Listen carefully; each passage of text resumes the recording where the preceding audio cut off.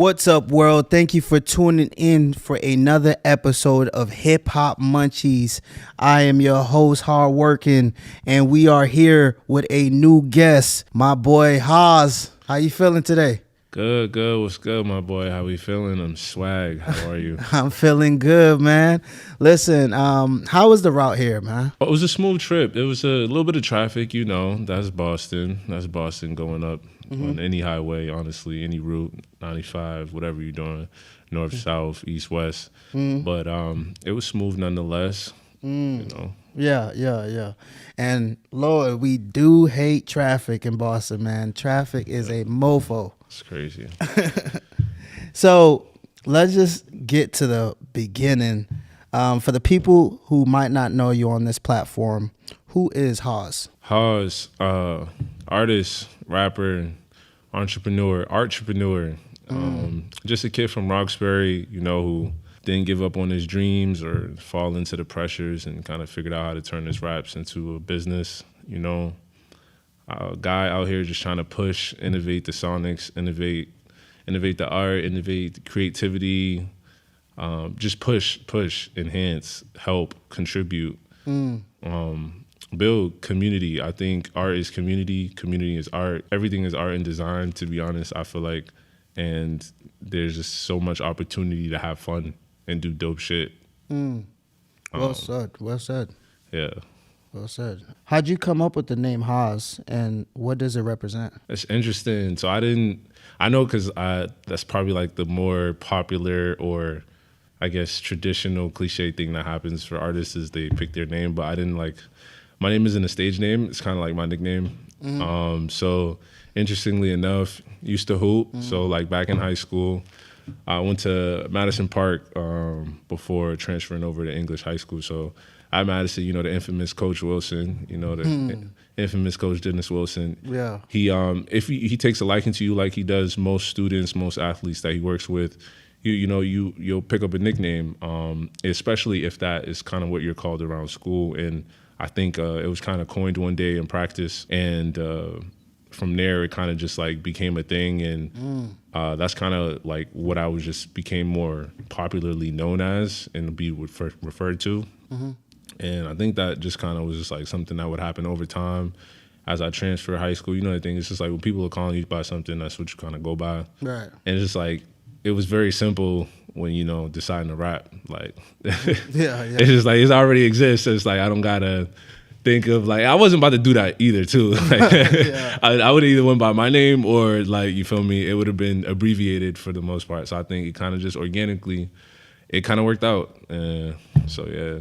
Right. So you played ball. So what position you played back in high school? Interesting. I feel like I was in a time period. Basketball has eras, right? It's eras in basketball. I think I was in a time period where, because of my height, I'm a little tall, you know, you have the opportunity, depending on your skill set, to play a variety of positions. And so I think for the most part, between the 1 and the 4, if I'm being honest, you know, depending on the predicament, depending on the Saturday, you might have to throw in that jersey and play the 5, you know what I mean? You know, AAU was a hell of a circuit. But basketball, again, like, you know, community basketball was a way that, you know, being young and kind of wanting to do something else was an opportunity to build community. Because there was a point in time too, I talk about it a lot now that I'm older, where I knew I was like, I'm not really planning to go to the league anymore. Like, I understand the discipline and the skill set that's required for professional basketball on that end. And I think I just kind of knowing myself and what I want, that wasn't necessarily for me. While I was, you know, a lot would say a very skilled athlete, and maybe even if I had been more disciplined, you know, could have did a lot of dope stuff. But I think I was big on the community and the bond and the brotherhood that it built. But then when it kind of got cheesy and too much about winning and all of that other shit, I think that's kind of when I fell off of basketball, if I'm being honest. Type shit, like, yeah. So I think it was definitely something that I used to build friendship and kinship with people. It's through hooping, you know, being black, growing up in the hood. Right. So what you do is you hoop if you're not trying to, you know? Right. Yeah. How would you describe your sound if somebody never heard your music before?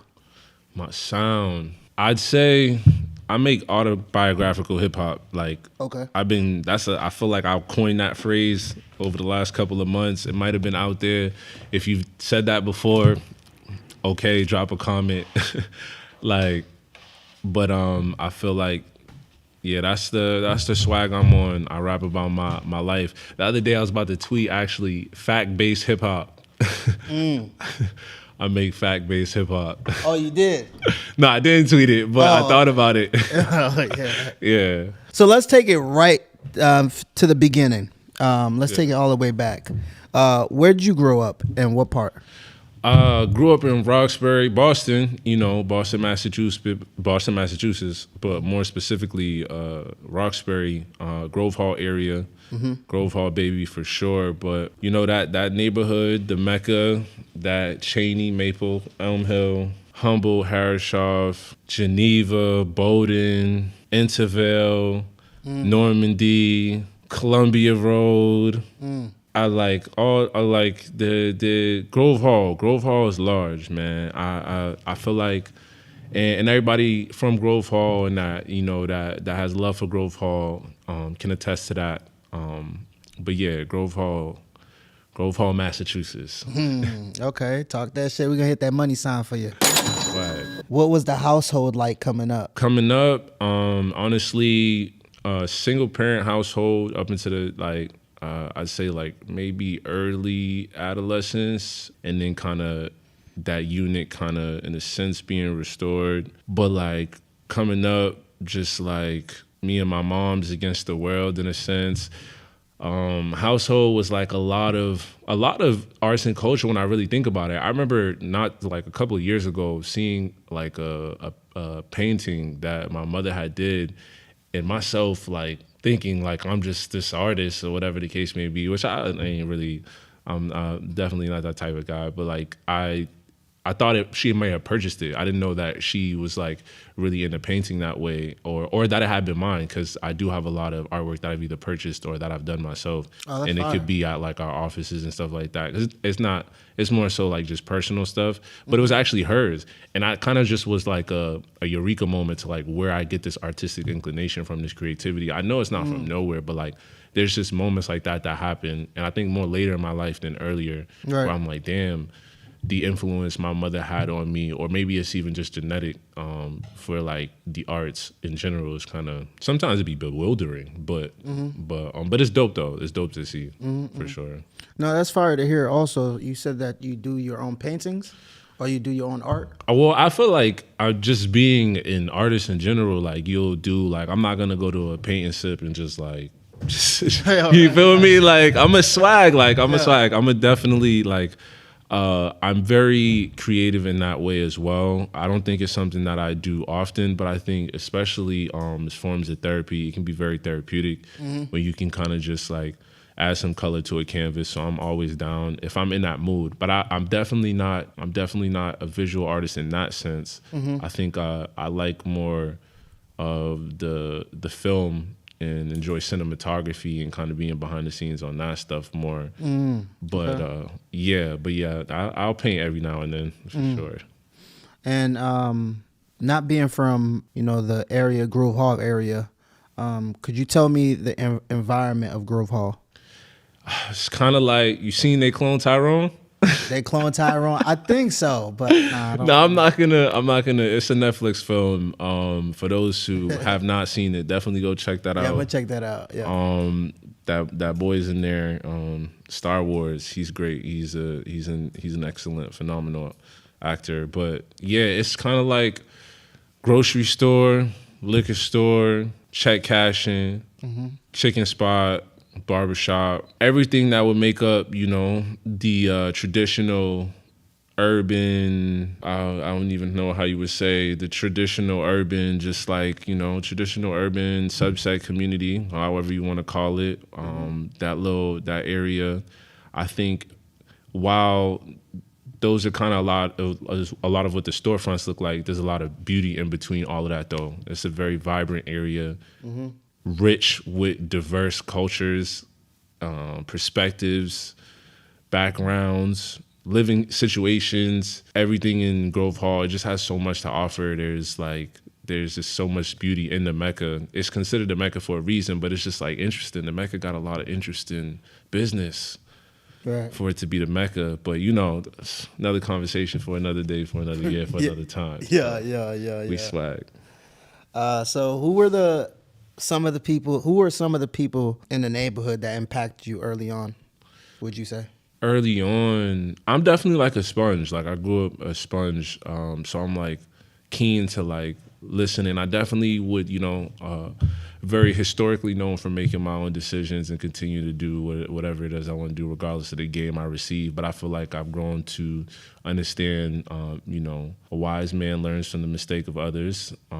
So like picking up. But honestly, I to be even point out anyone in particular, damn, who's like, there's so many. I feel like there's so many people who like, you know, had great advice, had great game, like who like was there. I would say I had an uncle who was very pivotal, like, you know, pivotal in like that development early on, being a basketball, you know, he had an AAU team that he still does, and he kind of brought up all his sons under this like basketball development, kind of like, you know, he building out the sports family. He showed me, demonstrated how to be a man a lot of the times, not even just had to say it was nothing. He was demonstrating what it looks like to be a man, to be a father, and I always admired that about him. So I would, like, if I want to say anyone, I definitely say like my Uncle Greg. But like I feel like a community figure. Well, he's a community figure as well, but like I'm thinking off top, like I got Tony. Tony, he ran the community center down in Grove Hall, and I feel like he was a father figure to a lot of children in the Grove Hall area, a lot of young black men, a lot of young black boys that will come through that community center just to play basketball again, something that we kind of all connect over before the music and all the other stuff was really a thing. You know, basketball is what people are, you know, coming together around. And he will give out a lot of game, give out a lot of opportunity too. A lot of second chances, a lot of third chances, fourth chances, fifth chances that we need for development early on when we bump in our heads. So I would definitely say, yeah, those two for sure, those two figures for sure, if I'm gonna say anybody. No, it was well said actually too, I'm gonna say that. But I like how you said, you know, he was like a father figure, you would say, for a lot of young brothers out here. How important is it for young brothers and sisters to have those type of leaderships out here, or leaders out here? I think it's extremely important, like, because you are what you see. You are what you see. So you see death and destruction, that's what you become. If you can look beyond that. What did Rafiki say? If you can look beyond. That nigga Rafiki was deep. See, they'll put it in, you feel me? They'll be deep. You just got to pay attention. But if you can look beyond that, for those who look beyond that, I think we're able to, like, you know, we're able to see that that oasis. But a lot of the times it's hard to see beyond what I kind of mentioned. But it's important because they help you, knowing that it is kind of tough because they've been there, done that. But also they kind of create, they help bridge the gap so you can see better, but they also help remove it. They help remove the gap in general and kind of combat some of the stuff that, you know, we're dealing with in our community, being young black men, young black women. So yeah, I think leadership is important, and I think the more that we step into those roles of leadership and be leaders in our community, in our circles, we doing everybody a favor, to be honest. Can you think of like a quote or like something memorable that you may have remember or you remember now from the past? Quote that I remember from the past. I feel like I'm always bringing up something that's like just a quote in general that, like, dang, yo, this, because it'll just be so relatable. You know, we'll have those anecdotes that you just hear over time, whether it be your grandparents or whether it be an older figure in the community or whatnot. Right. Off top, I'm not even sure anything particular I could think of off top from any one of them. Yeah, like, nah, not off top. I can't really say like any one thing in particular, but I'd say a sentiment that most men that would stand up in my life has shared was like, you know, be a man of your word. Try to be as stand up and honest as possible. And I think that is just like that's a part of character, and I think that's really important, especially in the space of arts, because sometimes people be in character. Could you break that down a little bit? Like you say they're in character. Well, you know, it's kind of like you, depending on how you swag, like it could be something. It's interesting. I was watching a G Herbo interview with Wallow and Gilly, and he was talking about it's not something he's turning it on and off. He's G Herbo when he go outside the house, and I think, and it would he's always who he is, and I think that for some people it's like that, and I think that it's important to know, and I'm glad that he spoke about it, because it's not something you jump in and out of character for. You know, that is who he is, and I am who I am. You are who you are. Yeah, it's not a uniform. While you might feel like a Marvel superhero, and people might see you like a superhero, like you are what you are putting out there. If that's you, and I would hope it to be, but I mean, to each his own. We all swag, so yeah. I never card. Yeah, I could dig it. Do you remember the first time you actually recorded a song or stepped into a studio? Nah, that was a minute ago. That was way too long ago. So I feel like the rapping and making music, honestly, is something that like I have been trying that for a while, and I feel like but not in a different sense. It was more so like building development. I feel like I was someone who took the development part of making music very serious, and like making sure that I wanted to, like, even before sharing anything, I wanted to develop my craft and get better at rapping, better at making music, making songs, melodies, whatever the case may be. And kind of just like, I fell into that very early on. But I mean, a studio session, that was probably like, I mean, the earliest studio session I can remember is this one session. We were at the Mix Loft in Quincy. Hilarious. Mix Loft in Quincy. I remember engineer. I don't know where that engineer would be at now. You know, like, homie was dope too. Like, he was dope. I can't lie. You remember his name? Nah. I barely remember much about that session, but I do remember him specifically recording over. You know, that's what niggas do when they kind of like their first couple of sessions. You're recording over beats that's already existed. Niggas already in multiple songs, multiple freestyles. I think it was Mobb Deep. It was definitely Shook Ones. Okay. And then A Quiet Storm. And it's just like, yo, what are you? Those are fire beats, though. But it's just like, yo, thinking back on it, it's just like, yo, what are you doing? It's innocent at the time, because it's like you're getting into it. But it's just like, that's hilarious to think. Like, that's what you're going to. You know, I guess you try shit in the beginning, and then you kind of just like bump your head and figure shit out. I'm glad that I definitely figured it out very quickly, but that's one of the earlier session I remember going to the Mix Law, trying to get a couple of hours just to get to, like, thinking that's like one of the big studios, the premieres. And the Mix Law is a smooth spot. Shout out to the Mix Law and the people over there. They definitely hold it down for that side of I think that's was that the South Shore? South Shore, yeah. Yeah, the South Shore. But yeah, that was just early on, trying to figure it out. I wanted to figure out what the studio vibe was like. Booked a little quick session, late night, and try to record over. That shit was doo-doo caca. Keep it a thou wow. Like, never again. Throw that in the trash, then delete the trash. Gotta get rid of that one. But you see, we here. You feel me? Still we swag. Like, Right. Did you grow up more on the East Coast lyricism or the newer melodic wave? To be honest, I didn't grow up on a super duper like amount of aggressive hip hop until I got into it myself.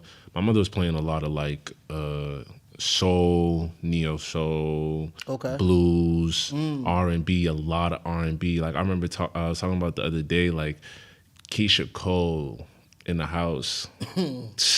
When I mean that, going crazy, like it's interesting, and I think because a lot of the R&B she listened to and a lot of the artists she listened to were so heavily influenced or heavily associated with hip hop. By association, I was put onto a lot of hip hop, or that's kind of where like I got the bug to kind of explore a little bit, like, you know, on my own. And she did listen to hip hop as well, but I think it was just kind of like very like tastefully, like she liked what she liked outside of like obviously the super popular shit, like in the club, you know, someone like 50. 50 just had the streets going crazy at one point, you feel me? But then when I kind of got into hip hop, I was listening to, like, you know, I feel like when I was really like became like there's a point in being like a fan of music where you kind of get into your journalistic bag and you're listening differently and you're like feeling differently and you're developing feelings about music. If you really love music, I don't know like how everybody feels, but like if you, for me, like I actually really love music. So like there was a point in time where I started even listening to music differently, and I think that was like definitely a little bit before the blog era. I would say like 2010 going into 2011, 2012, but then all the way up into 2016, but not differently in the way like you're critiquing shit online. Like I was never doing that, but just more like an appreciation. So like for the diversity in styles, the diversity in delivery, tone, like what's important to an artist on record, like like just like enjoying the bodies of work that's coming out, like appreciating the art, the rollout, the everything for music. I just like have a crazy appreciation and admiration for when people share their art in that way. So it's just like at that time I was listening to everything. Like I'll listen to everything. I'm just a lover of music. I realized that too earlier this year in this like Gorilla Magazine did this their launch event. The homie Tomo was performing, and they have this like band that is just different and it's incredible and it's composed of a bunch of different musicians and it's like different for our scene and our culture. And it was like, it's not music that you would normally be listening to on a day-to-day, especially from those type of artists, and to kind of just be immersed in it and then know the records, like, and be like, oh, this is fire, and like really be in the swag, like, nah, I really love music. That shit kind of crazy. So who, like, I'm kind of interested now that you say that, what's your top 5?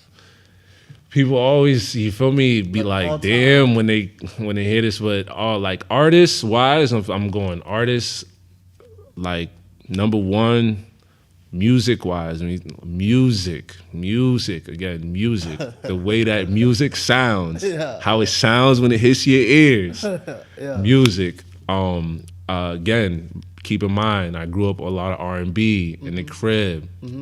So Rihanna is at the top of that list. Okay. And then right under that is HAAWWS. Then right under that is Ye. Is this in order? Yeah. Okay. Then under that is Michael Jackson, and then under that, if I'm being honest, I don't never really go that far. But I feel like I'm gonna treat this how everybody treat their top 5, interchangeable. Right now, SZA's in my top 5, nigga, because niggas not rapping well enough. Talk nigga. That shit, yeah. Niggas not rapping well enough for me. Nah, niggas is rapping though. I'm fucking with a lot of the rap that's going on, but SZA's definitely, she's taking that top 5 spot for right now. I'm in the R&B bag. Okay. Say that. So checking on the social media, you got pictures with Mayor Wu. That's major. How did that come about? Swag. So that's honestly just my participation in this year's commission for the Department of Black Male Advancement, their Black Men and Boys Commission. And that's honestly just a group of black men, you know, comprised of different business leaders, entrepreneurs, artists, teachers, organizers, community members, people that reside in the city of Boston and are looking to further the advancement of black men and boys in their city. And I'm honored at the opportunity to be chosen by the mayor's department as one of the, you know, commissioners for this term. And I'm down to swag. You feel me? We about to do some dope stuff, and, you know, make sure that we continue to advance for black men and boys, but brown boys as well. So, and how important do you think it is for artists to use their voice, not